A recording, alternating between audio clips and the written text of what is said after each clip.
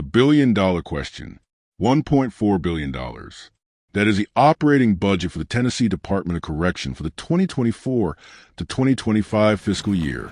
It is a staggering sum of taxpayer money. But what are we actually buying with it? Overcrowding, staff shortages, recidivism rates. Are we buying safety? Are we buying rehabilitation? Or are we simply funding a revolving door that releases inmates only to arrest them again? Welcome to Scape News. Today, we are opening the prison files to conduct a forensic audit on the Tennessee prison system. We're not looking at emotions. We're looking at the math. And the math doesn't add up. The cost of doing business. $1,415,089,600. Let's start with the raw numbers. According to state budget documents, the Department of Correction is pulling in over $1.4 billion this year alone. But where does that money go? A massive chunk, over $232 million, is funneled directly into privately operated facilities. Another $229 million goes to professional services. That is nearly $500 million leaving the state treasury before we even talk about the daily cost of housing a state prisoner in a local jail, which eats up another $166 million. In previous years, analysts estimated the cost of incarceration alone was over $900 million annually. But here's the critical question for every taxpayer watching. If we are paying premium prices, why are the results so poor? The failure rate, recidivism.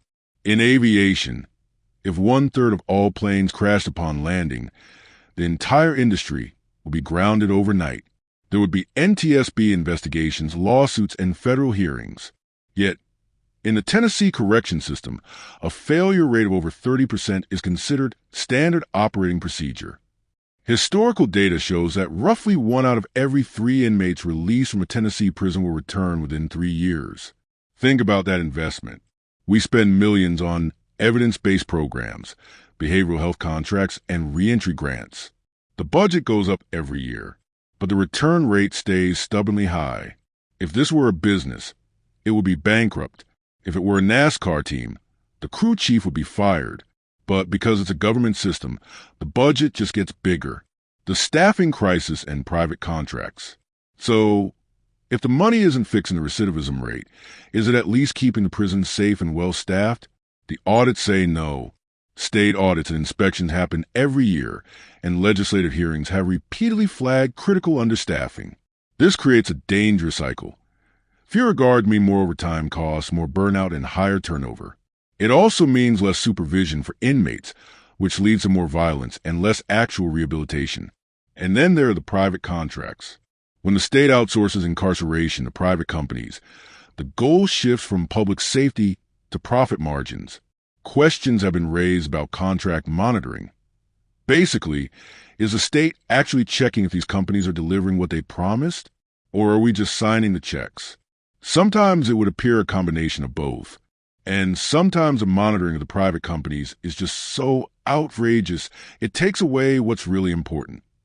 And as a former high-level partner, I've seen this with my own eyes. The verdict.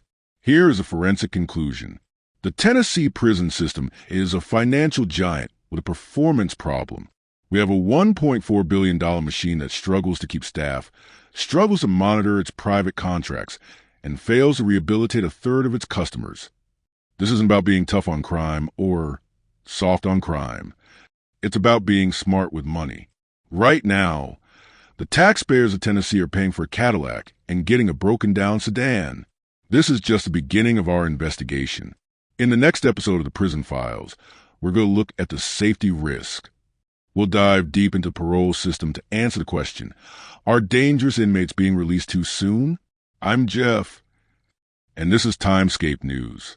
If you want the truth about where your tax dollars are going, hit that subscribe button, share with someone else who may be interested, and ring that notification bell so you'll be notified when the next installment drops.